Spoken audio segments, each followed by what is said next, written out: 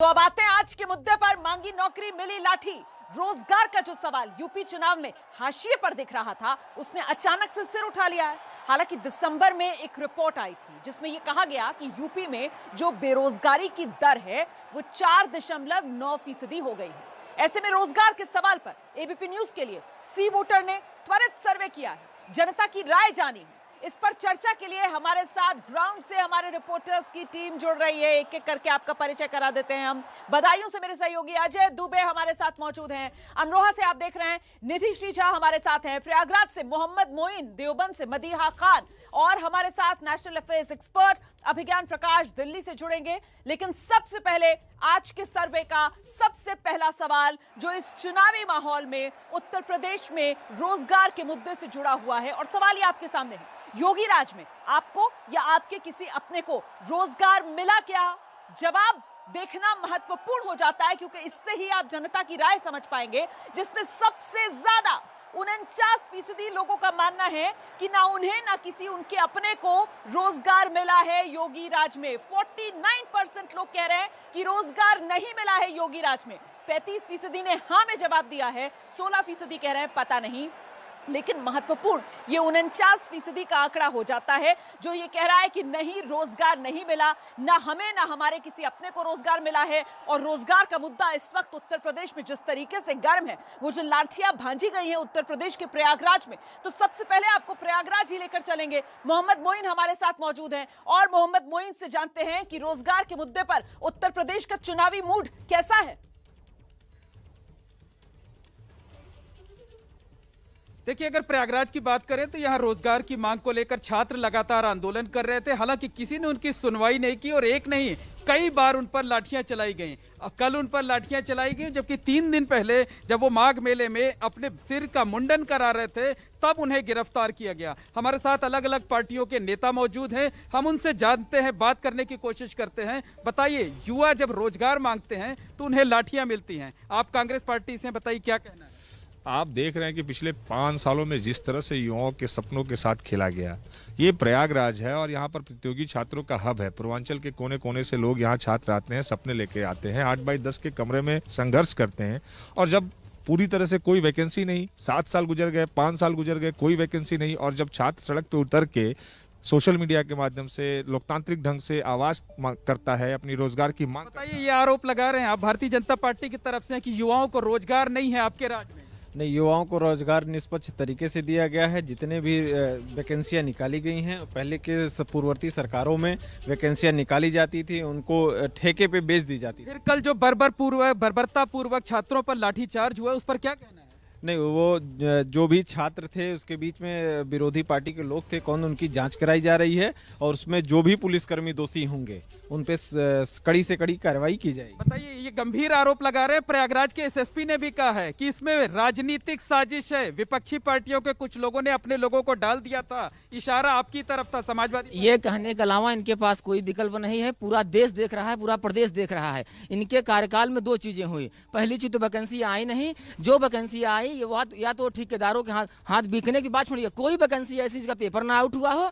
अगर paper out हुआ तो वैकेंसी चली गई कोर्ट में, उसका परिणाम नहीं आया। और जिस तरह छात्रों पर अत्याचार किया जा रहा है, आजादी के बाद ऐसा कभी नहीं हुआ। या तो जनरल डायर के समय में इस तरह के अत्याचार। बताइए, बहुत गंभीर आरोप लगा रहे हैं आप लोगों की तरफ। सबसे पहले तो मैं आप लोगों को बधाई देना चाहूंगा कि आपने यह प्रश्न पूछा मुझसे। बहुत ही गौर करने की बात है कि पिछले 70 सालों में, जब से देश आजाद हुआ है तब से लेकर के अब तक का कंपैरिजन, भाई तुलनात्मक दृष्टि से आप कोई बात तथ्य कहेंगे ना, पिछले 5 सालों में सरकारी रूप से 4.5 लाख से अधिक नौकरियां उत्तर प्रदेश सरकार के द्वारा दी गई हैं और इनडायरेक्टली वे में 1.5 करोड़ से ऊपर नौकरियां दी गई हैं। बताइए, ये 1.5 करोड़ रोजगार की बात करते हैं। देखिए, जुमला है पूरी तरीके से, और इनका काम ही है, भारतीय जनता पार्टी को तो हम तो कहते हैं बड़का झूठा पार्टी। और जिस तरीके से ये लोग एक प्रायोजिक ढंग से, यदि किसान आंदोलन करता है तो उसे आतंकवादी कहते हैं। ये आप लोगों को जुमलेबाज पार्टी कह रहे हैं। नहीं, जिसके घर शीशे के हों वो खुद दूसरे के ऊपर पत्थर नहीं मारा करते। ये खुद जितने भी आंदोलन हो, किसानों को आगे करके कांग्रेस पार्टी और विरोधी पार्टियों ने अपने राजनीति का शिकार बनाया। उसी तरीके से कल छात्रों के बीच में वो घुस करके अपने राजनीतिक फायदे को लेकर के छात्रों को ढाल बना। ये आरोप आपके ऊपर लग रहा है कि आपने हिंसा करवाई। सर ये देख लीजिए, सीधे सीधे दिया गया है, मैं डाटा लेके आया हूँ। और ये कह रहे हैं कि वैकेंसी रेल भेल घेल सेल बीएसएनएल बेचे जा रहे हैं, प्राइवेटीकरण किए जा रहे हैं। वैकेंसी तो आ ही नहीं रही है, वैकेंसी कहाँ से आ रही है? और उसके बाद अगर आप कहेंगे तो आपको मुकदमे लाद दिया जाएगा। तो ये पक्ष विपक्ष के बीच रोजगार के मुद्दे को लेकर आर पार आप देख रहे हैं प्रयागराज से। सीधे आपको अजय दुबे के पास बदायूं में लेकर चलूंगी। अजय, आंकड़ा ये कह रहा है 49% लोगों का ये मानना है कि रोजगार मिला नहीं। तो क्या माना जाए कि आप 5 साल योगी राज उत्तर प्रदेश में बेरोजगारी बढ़ गई क्या? निश्चित ही। और योगीराज जिस तरीके से योगीराज के दौरान बार बार रोजगार को लेकर घेर रहे हैं अखिलेश यादव की प्रेस कॉन्फ्रेंस से, और हर प्रेस कॉन्फ्रेंस में जिक्र रोजगार का जरूरी होता है। और अपने जो वादे हैं उसमें भी उन्होंने कहा कि लाखों रोजगार लेकर आएंगे। घोषणा पत्र कांग्रेस का जिस तरीके से आया, घोषणा पत्र में भी बात हुई रोजगारों की। बदायूं के लोग क्या सोचते हैं इस विषय में बात करते हैं। बीजेपी के नेता से ही शुरुआत करते हैं। सर, सर्वे कह रहा है कि रोजगारों को लेकर बड़ा क्वेश्चन मार्क है आपकी सरकार जो गुजरी। देखिए सर, मैं निवेदन के साथ ये कहना चाहूँगा कि योगीराज 2017 से पहले जब वैकेंसियाँ निकलती थी तो उनका पता ही नहीं चलता था।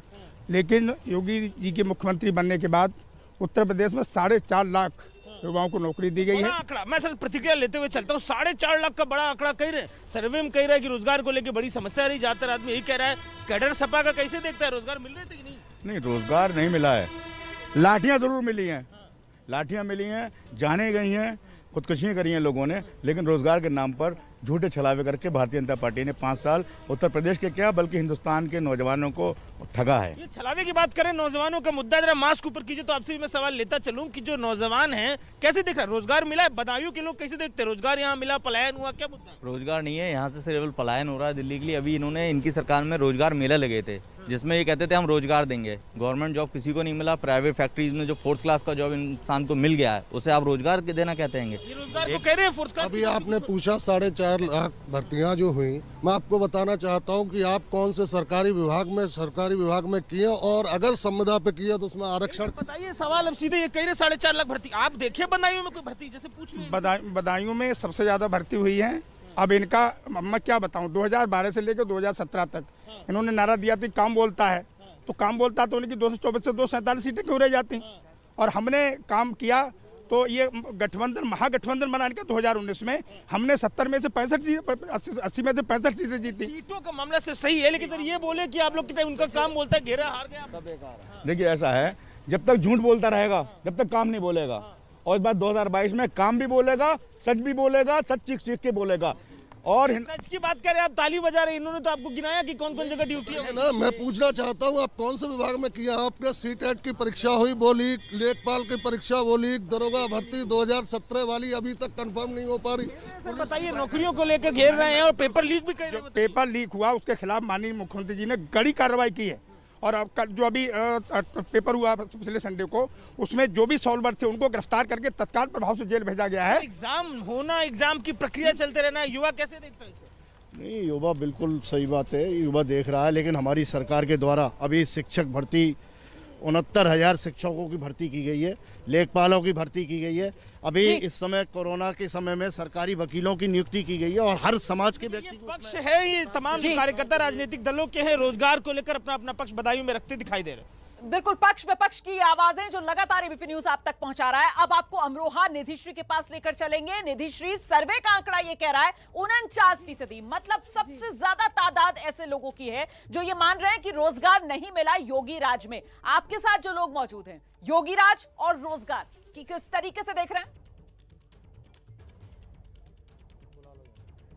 जी बिल्कुल, देखिए सबसे ज्यादा चर्चा इसी बात पर होनी चाहिए थी कि क्या वैकेंसीज जितनी आई उसमें लोगों को रोजगार मिला, और अगर मिला तो कितने प्रतिशत लोगों को रोजगार मिला। हालांकि जो सर्वे बता रहा है उसके मुताबिक ज्यादातर लोगों को रोजगार नहीं मिला है। यहाँ पर जो लोग हैं उनसे जरा बात करते हैं। सबसे पहले तो आप बताइए, लोगों को आपको क्या लगता है, अगर सिर्फ मैं आपके विधानसभा की बात करूं तो लोगों को रोजगार मिला? नहीं मिला। जिन पे रोजगार था वो भी छिन गया, खत्म हो गया वो। जी, आप क्या? रोजगार ईमानदारी के साथ मिला, भ्रष्टाचार मुक्त मिला। जितनी भी कर्मचारी लगा है भाजपा सरकार में, वो कोई पूछ के देख ले, एक पैसा नहीं जाए, जबकि लोग 40% का रेट है नगर पालिका। सर मास्क जो है, कोई बात नहीं, आपसे बात करते हो, आप आगे। भाजपा सरकार ने रोजगार इतने दिए हैं, सरकारी वैकेंसीज भी बहुत निकली हैं, और सबसे मेन बात यह है कि पारदर्शिता के साथ युवाओं को रोजगार मिला है। जो मेहनती रोजगार बच्चा था उसे रोजगार मिला, और प्राइवेट सेक्टर में भी इतने रोजगार हमारी सरकार ने पैदा किए हैं कि हमारे यहाँ अमरोहा की अगर हम बात करें तो स्वरोजगार को, लोकल फॉर वोकल में ढोलक को इतना बड़ा हमारी सरकार ने रोजगार के लिए प्रोत्साहित करके यहाँ हजारों लोग यहाँ से रोजगार से जुड़े हैं। अमरोहा में रोजगार की तो बात ही नहीं की जा सकती। रोजगार वहाँ होता है जहाँ पे अच्छी सड़कें, अच्छी लाइट, अच्छा कुछ हो, लेकिन यहाँ 20 साल से कोई लाइट नहीं, कोई भी इंडस्ट्री यहाँ आना नहीं चाहती, क्योंकि यहाँ पे कोई भी ऐसी सुविधा नहीं जो इंडस्ट्री को दी जाए। जब इंडस्ट्री होंगी तभी यहाँ पर रोजगार होगा। यहाँ पे रोजगार की तो बात कोई करता नहीं। 20 साल से जीतने वाला वोटों का तुष्टिकरण करता है। यहाँ 20 साल से लगातार समाजवादी पार्टी के विधायक महबूब अली जी का कब्जा है, जिन्होंने इस शहर की हालत बद से बदतर कर दी है। ठीक है निधि जी, जो बात वहाँ के लोग कह रहे हैं मुझे लगता है उसी को आगे बढ़ाते हैं। मदिहा के पास दर्शकों को लेकर चलते हैं। देवबंद से हमारे साथ मौजूद है मदिहा। देवबंद के लोगों से पूछिए कि ये बेरोजगारी की समस्या अगर है तो क्या ये सिर्फ पिछले 5 साल में योगी राज में, या ये समस्या पहले से चली आ रही है और अब भी वैसी बनी हुई है? बिल्कुल रुमाना, ये जो सवाल है इसका जवाब हम सीधे यहाँ की जनता से ही लेंगे। क्या कुछ कहना है यहाँ की जनता का? यहाँ पर काफी सारे लोग हमारे साथ जुड़े हुए हैं। सर सबसे पहले ये बताइए, सर्वे में ये आया है, सवाल ये है कि योगी राज में सबसे ज्यादा आपके जानने वालों को रोजगार मिला है या नहीं? नहीं मिला मैम, नहीं मिला है रोजगार। पुलिस में काफी बच्चे भर्ती हुए हैं, यहाँ से भी रोजगार मिला है। पिछली सरकारों की अपेक्षा बहुत ज्यादा मिला है और बहुत ईमानदारी के साथ मिला है। मुख्यमंत्री ने खुद उसकी मॉनिटरिंग की है, कोई रिश्वत नहीं चली, कोई पैसा नहीं चला। देखिए यहाँ पर ये लोग कह रहे हैं कि काफी रोजगार लोगों को मिला है, सबकी मॉनिटरिंग खुद योगी जी ने की है। क्या कुछ कहेंगे? कुछ झूठ बिल्कुल किसी को नहीं मिला। हमें एक लड़का बताया तो कोई कहाँ से कहा हो, कोई मुख्यमंत्री जी ने कोई मिलिट्री की भर्ती या पुलिस की भर्ती या किसी मास्टर की भर्ती, जो रोजगार फैक्ट्री में काम कर रहे थे, मैं भी घर आ लिए, जिन्हें 10,000 मिले थे उन्हें 5,000 रुपए मिले। क्या कुछ कहेंगे? वो कह रहे हैं कि रोजगार नहीं हुआ, लेकिन यहाँ जो लोग हैं वो कह रहे हैं रोजगार हुआ है, रोजगार मिला है। क्या कुछ कहना है? बहुत रोजगार दे रही है योगी सरकार, और जितनी भी मास्क ऊपर करिए, जितनी भी नौकरियां मिल रही है पारदर्शिता के हिसाब से नौकरियां मिल रही है, मेरिट के आधार पर। समाजवादी पार्टी के राज में चाचा भतीजा बबुआ और उसके चाचा ठेला निकल जाते थे। ये पहली ऐसी सरकार नौकरियों में पैसे ले, ये पहली ऐसी सरकार है जिसमें इतनी पारदर्शिता के साथ नौकरी मिली है और खुद। जी मैम, बिल्कुल रोजगार नहीं मिला है। मैम आप कल ही देख सकती हैं, एनटीपीसी अभ्यर्थियों को बिहार में लाठी से पीटा जा रहा है। प्रयागराज में आप देख सकती हैं लाठियां बरसाई जा रही हैं, लेकिन सरकार उनकी सुनने को बिल्कुल भी राजी नहीं है। सरकार, हमारे रेल मंत्री अश्विनी वैष्णव ने भी उनकी कुछ नहीं सुनी है।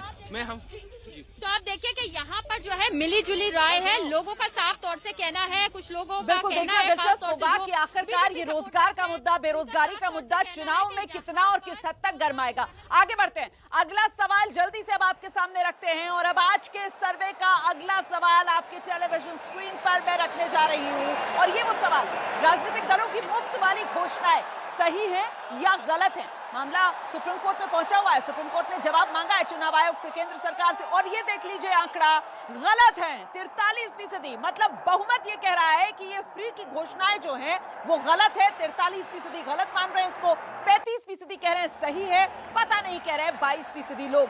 जल्दी से त्वरित टिप्पणी के लिए सीधे सबसे पहले बधाइयों आपको लेकर चलेंगे। अजय दुबे हमारे साथ मौजूद हैं, और अजय से जानते हैं कि ये मुफ्त वाली घोषणाएं ये नेताओं के फायदे की या वोटर के फायदे की बात है? लोग क्या कहते हैं? निश्चित ही, और जिस तरीके से अब जब चुनाव का दौर आया है, राजनीतिक दल अपनी तरफ से ऑफर्स लेकर आए हैं, डिस्काउंट के, मुफ्त के, पानी के, बिजली के, रोजगार के। लोग कैसे प्रतिक्रिया दे रहे हैं? आम आदमी की शुरुआत करते साहब, चलिए आखिरी पे आप ही पे आते हैं। ये मुफ्त में इतना कुछ बांट रही है पार्टियां, किसका इसमें फायदा है? मुफ्त में ये बांट नहीं रही हैं, बेरोजगारी के नाम पे ये सब काम दिखावा है इनका।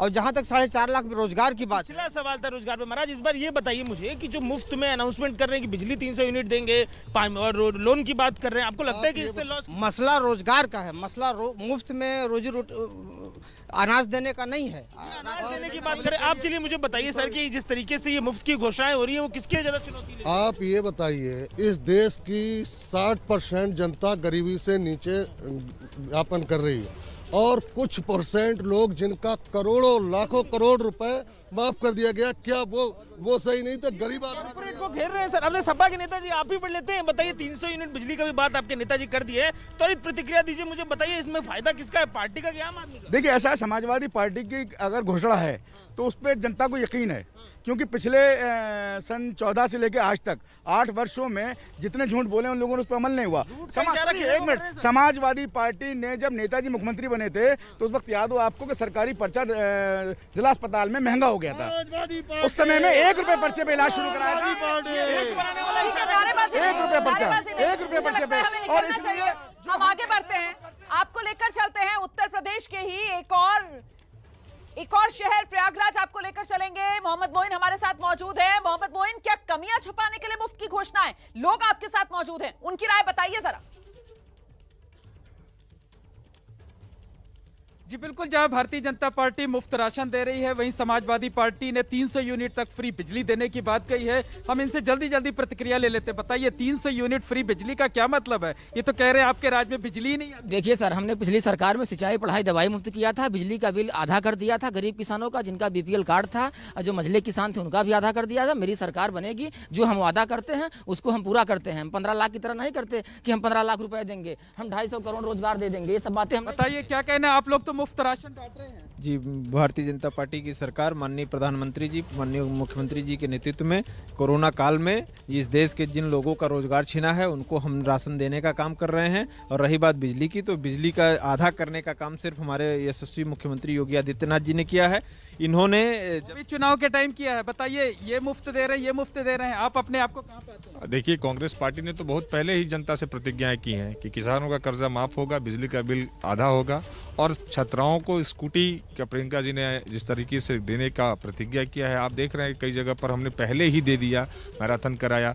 दूसरी तरफ आप ये देख लीजिए ना कि किस तरीके से भारतीय जनता पार्टी तमाम वादे की, 15 लाख रुपए का, 2 करोड़ रोजगार का, कहाँ ये लोग पूरा कर पाए? ये बताइए, जो मुफ्त राशन है वोट दिलाएगा? जी बिल्कुल, क्योंकि ये लक्ष्य अंत्योदय का जो हमारी नीति रही है हमेशा से, वोट के लिए, मतलब कुल मिलाकर एक बात तो तय है कि वोट के लिए मुफ्त वाली ये घोषणा है। ऐसे में निधिश्री का रुख करते हैं और निधिश्री से जानते हैं मुफ्त वाली घोषणा है, जनता को क्या लग रहा है, सही गलत?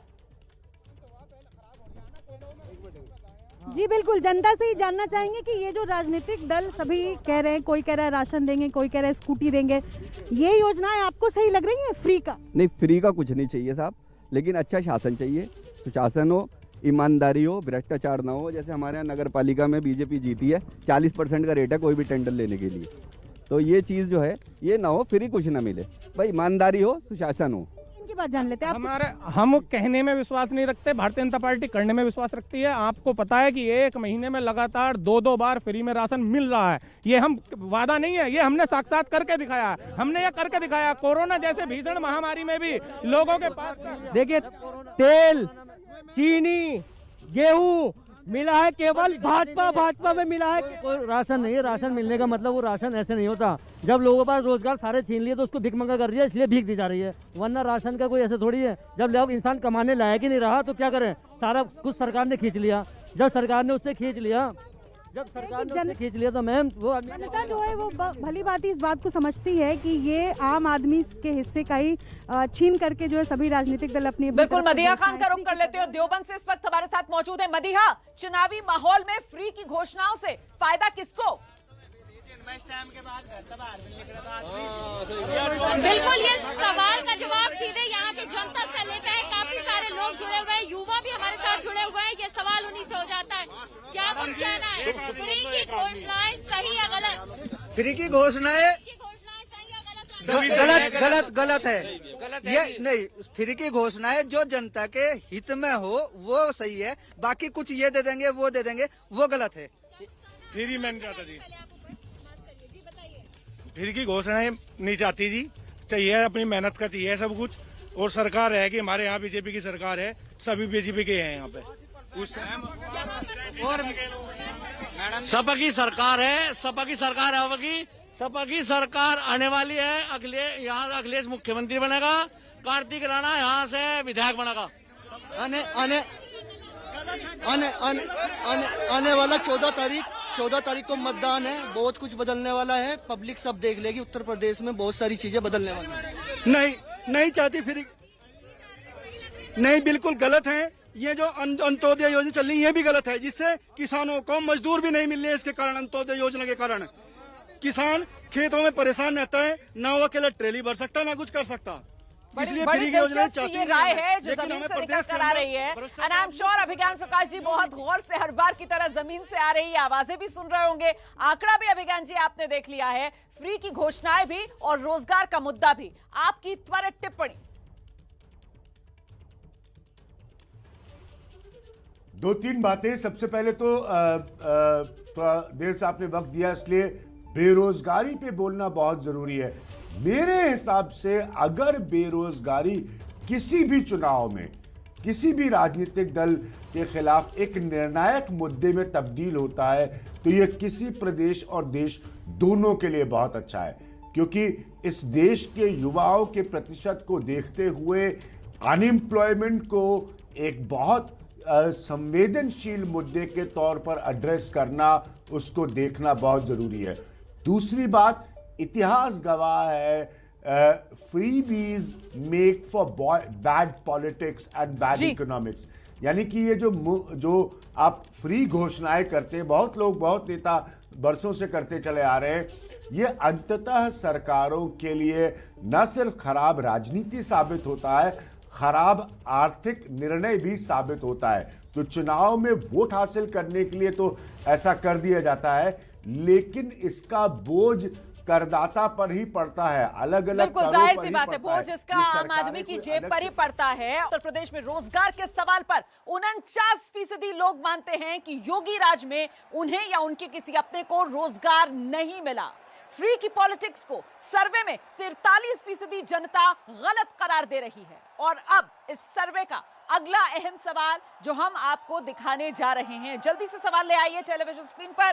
ये आ गया है सवाल, आरपीएन सिंह के आने से बीजेपी को फायदा या नुकसान? कांग्रेस में बड़े नेता रहे हैं आरपीएन सिंह और अब बीजेपी का दामन उन्होंने थाम लिया है और ऐसे में 35% मान रहे हैं फायदा होगा, 34% मान रहे हैं नुकसान होगा। मतलब बहुत बराबरी का ये मामला है और 31% कह रहे हैं पता नहीं। कुल मिलाकर आंकड़ा बेहद दिलचस्प हो जाता है। और सबसे पहले आपको बधाइयों लेकर चलेंगे, मेरे सहयोगी अजय दुबे हमारे साथ मौजूद है और उनसे जानते हैं उनके साथ जो लोग मौजूद हैं वो आरपीएन सिंह के बीजेपी में आने से पार्टी को फायदा मान रहे हैं या नुकसान? अजय।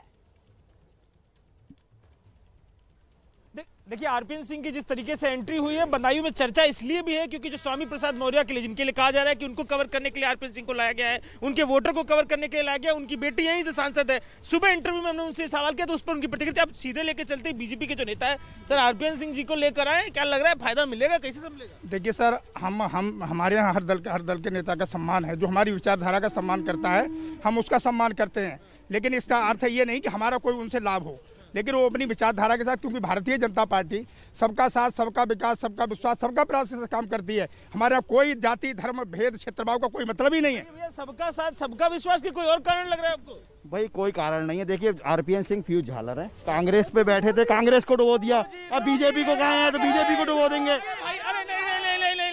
बोलने दीजिए, अब बीजेपी में गए, बीजेपी को डुबो देंगे। अब तक आरपीएन सिंह बहुत खराब थे, आरपीएन सिंह के पास बिल्कुल जनाधार विहीन है। अगर जो आदमी अपना सांसद का चुनाव नहीं जीत सकता, इन्होंने सेटिंग करके उनको राज्यसभा जाने के लिए कहा है, खुद चुनाव नहीं लड़ रहे हैं वो।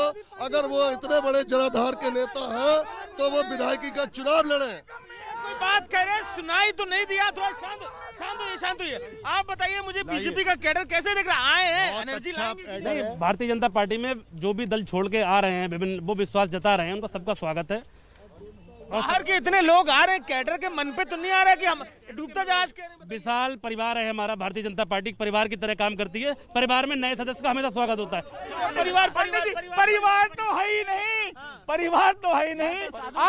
आगे नाचना, पीछे पगा, मोदी ले लो, योगी ले लो, परिवार मिल, इसीलिए तो जुल्म हो रहे हैं। अगर इनका परिवार होता तो परिवार का दर्द होता है नहीं सर। देखिए, मैं आदरणीय अखिलेश यादव जी पूछना चाहता हूँ कि इन्होंने 29 लाख परिवारों को की शादी माननीय मुख्यमंत्री आदित्यनाथ जी करवाई है, और यही परिवार की बात करते हैं। ठीक है, मैं जरा सा दर्शकों को पूर्वांचल लेकर चलूंगी, क्योंकि मामला कहीं ना कहीं पूर्वांचल से जुड़ता है। ऐसे में आरपीएन सिंह पडरौना के राजा कहे जाते हैं, और उसी पडरौना से विधायक स्वामी प्रसाद मौर्य चुनावी माहौल में बीजेपी छोड़ते हैं और समाजवादी पार्टी का दामन थाम लेते हैं। क्या माना जाए, लोग क्या कह रहे हैं? क्या स्वामी प्रसाद मौर्य के जाने की भरपाई आरपीएन सिंह के नाम से बीजेपी कर पाएगी?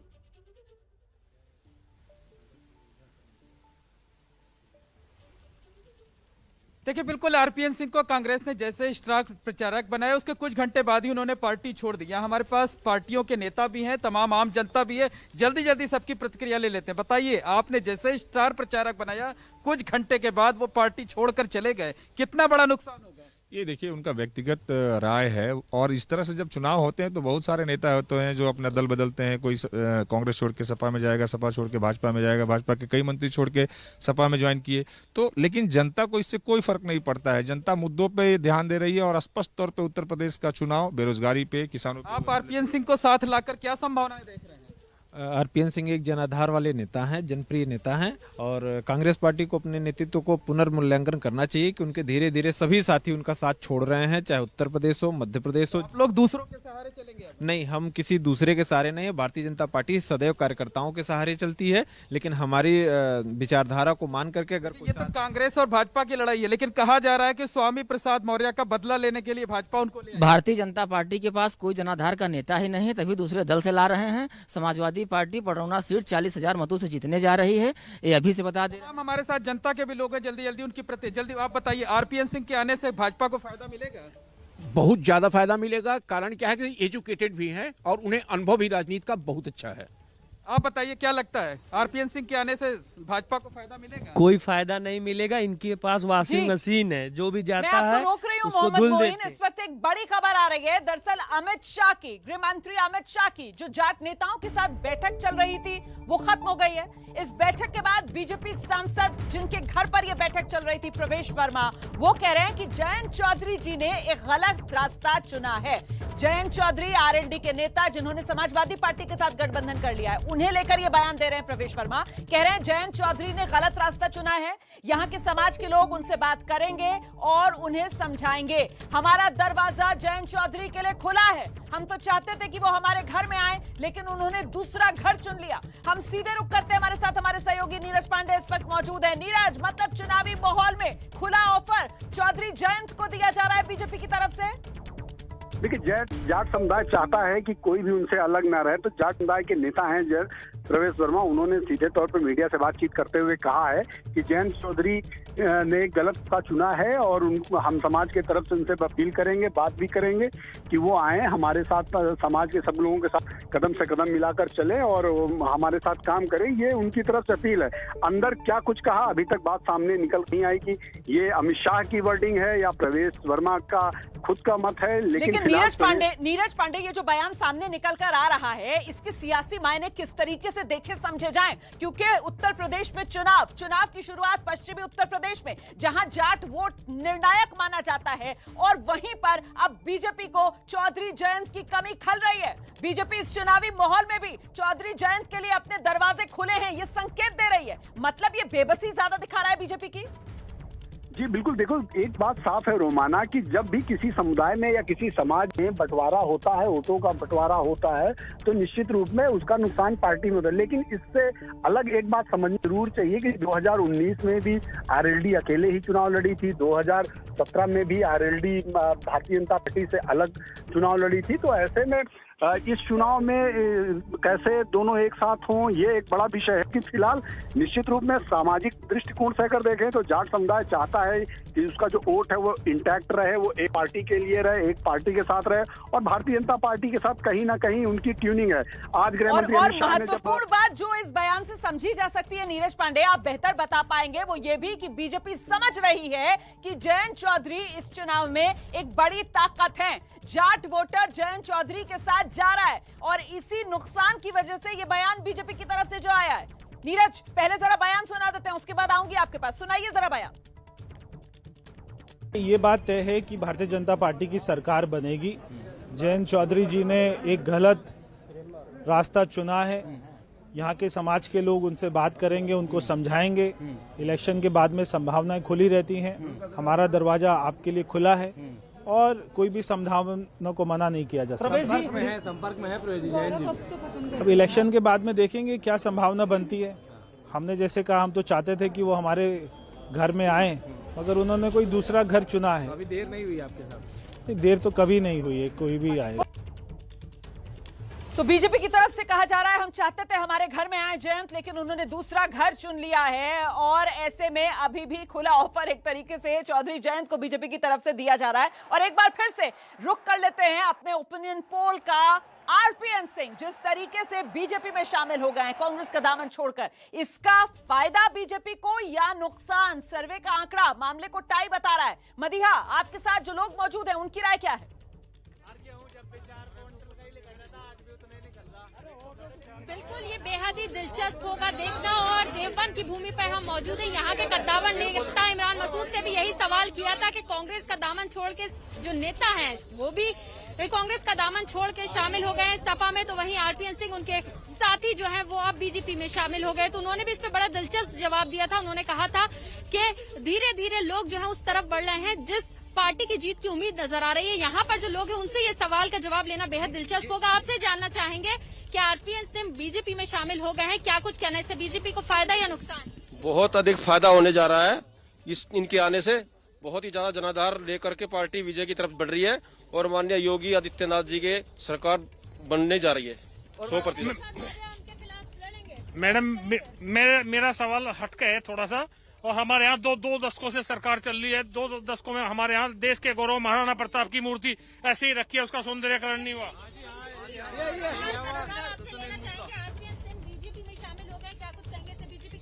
पूरा फायदा है जी, पूरा फायदा। सरकार बनेगी उनके आने से।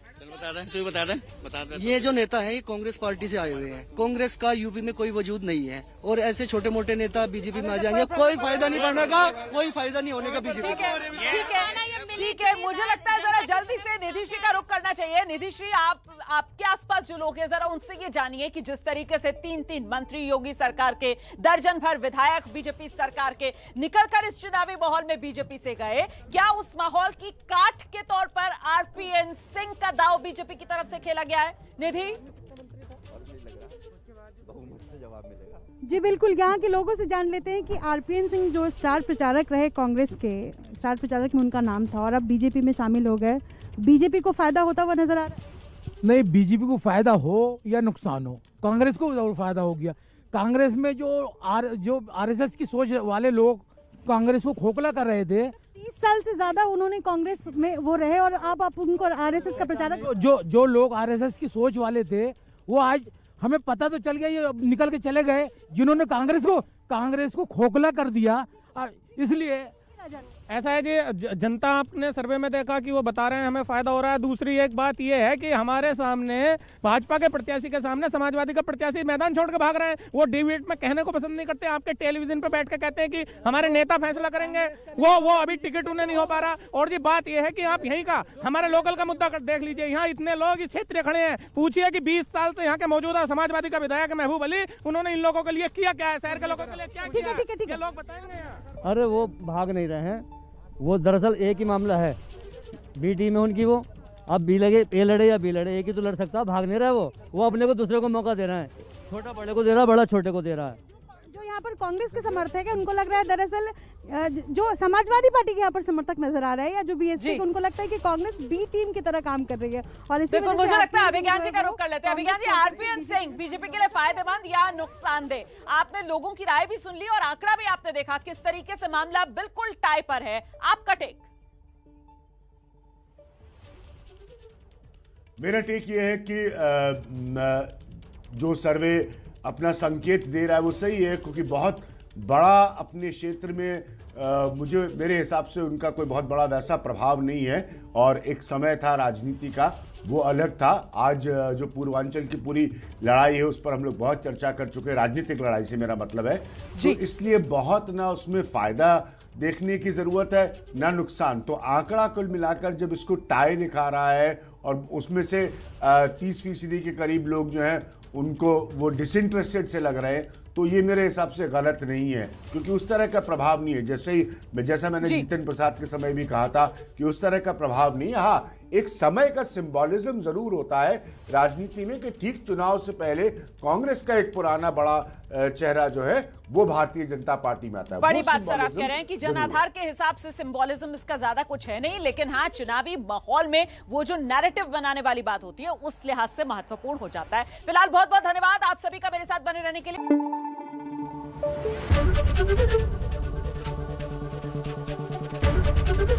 एबीपी न्यूज आपको रखे आगे।